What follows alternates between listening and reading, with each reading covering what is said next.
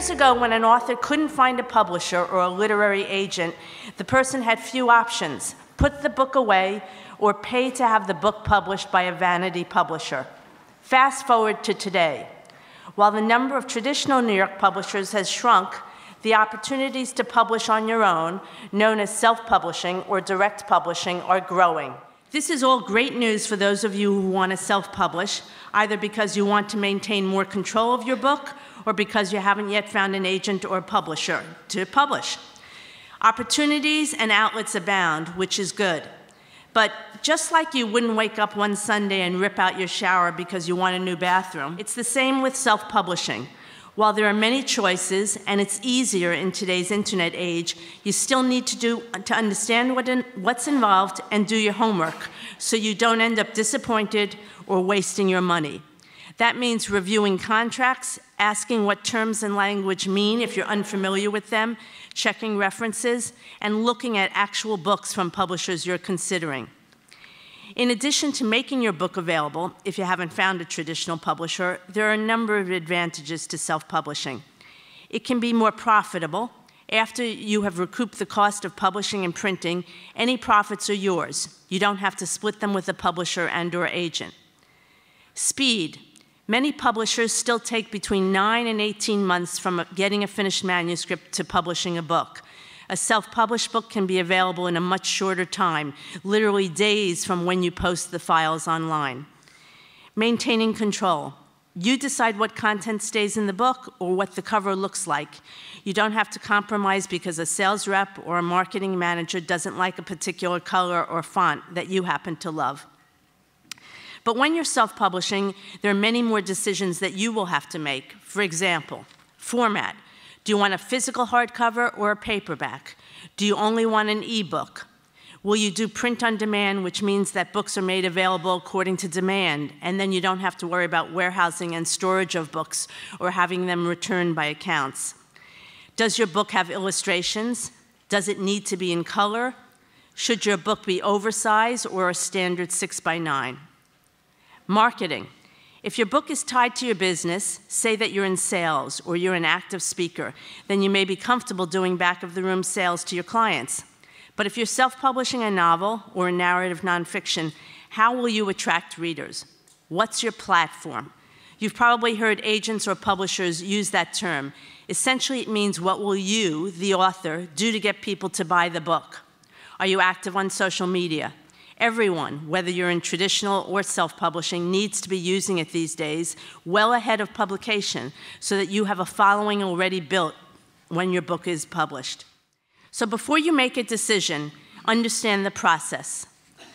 Choose a format, a trim size, format your Word document to fit that size, convert the document to a PDF, have a cover designed, turn the cover into a PDF, upload it. You get back a proof, which you review and make changes. So it's really a very manageable process. The actual uploading of a Word document to make an ebook is an hour's task. It's trivial. And if somebody hasn't gone to the process to see that this is available, whether it's an author or an editor or anybody else in publishing, you're doing a disservice to your career. What sort of pointers do you have for self-published authors so that they can get the same kind of attention that a traditionally published book would have? Well, I have a lot of pointers. One, I mean, probably, if you can afford it, invest in a professional publicist who is used to dealing with the media. Obviously, they have their own media contacts that they know well and know how they like to be approached. But then even establishing new relationships, say they haven't worked on a specific subject area before, just being, it's kind of a delicate balance, Well, how would you sort of introduce social media to authors who really haven't been using it? I think Twitter is probably the most powerful social media tool out there for anybody who's trying to talk about something that's going to get the attention of people they don't know. Facebook's very hard. You can only interact with people that like your page, and it's really hard to get likes. So Twitter is a very important social media tool. Instagram to an extent, especially if you have a very visual book. My client Austin Kleon has a great line. The saddest line in the 21st century, follow me back? Yeah. I think that the right way is not to go, I'm assuming you're talented, connected, that everything you're doing is exactly right. To go and try to ride somebody's coattails by saying, hey, can I jump on your coattails? I don't think that's the right way to go about it.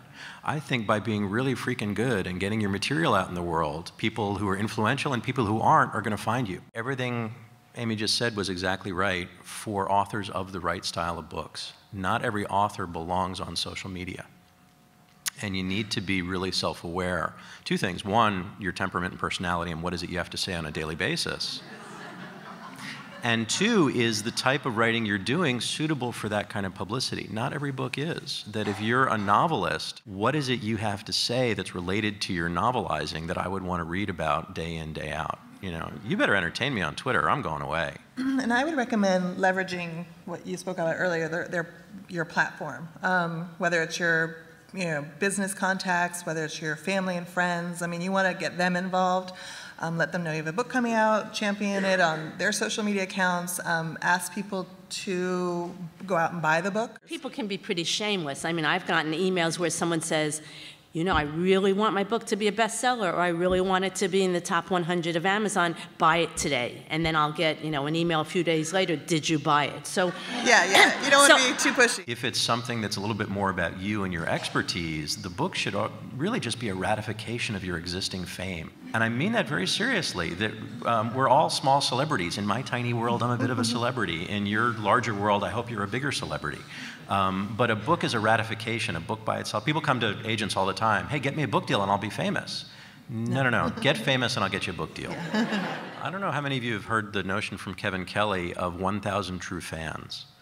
And his premise, I think the better number is actually 10,000, is that as you share your creative life with the world, you want to build a bunch of people that just think you're the best. So to the extent that you are seeing any one book as just part of a lifetime relationship with people who really think you're great, that's the right mental model, even if there's much more excitement as a particular book launches. But the big picture should be an ongoing relationship with your fans. Another cool thing that I've had authors do is, say they're very big on social media, or they have a strong following, a blog following, they'll sort of engage their friends and family and followers in the whole process. So they'll say, hey, here's a couple versions of the cover. I'm taking votes. Who likes which one best?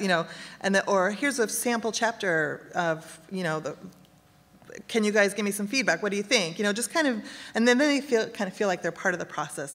There's a great line which I remind myself and remind all my clients of: easy writing makes for hard reading. And if you're not having your work edited, it's not ready to see the light of public eyes. And the more that you do these things, it just all boils down to professionalism, the more you will step away from the big pack. The numbers Debbie mentioned were just astonishing, the number of self-published books. Most of that isn't good. The more you treat yourself like a professional, the more you'll stand out immediately. The downside of self-publishing is it's publishing, it's not writing. Meaning you have to take on every single one of the roles that there's a very smart person sitting in a publishing house here in San Francisco or New York or wherever. They're doing lots of different things. I will not, even though they're my antagonist, I will not let anyone disparage the major publishers on this. They do an enormous array of roles, and you're going to have to take each of those on. So do it thoughtfully. Make sure your loved ones are going to be supportive, because you're going to have less time for them. The opportunities for direct publishing, I think, are providing a really good poke in the rear end to traditional publishers. You've got this great opportunity that authors can say now, hey, what are you doing for me? They can say that literally to agents and then also to the publishers. And I think that's good for everybody.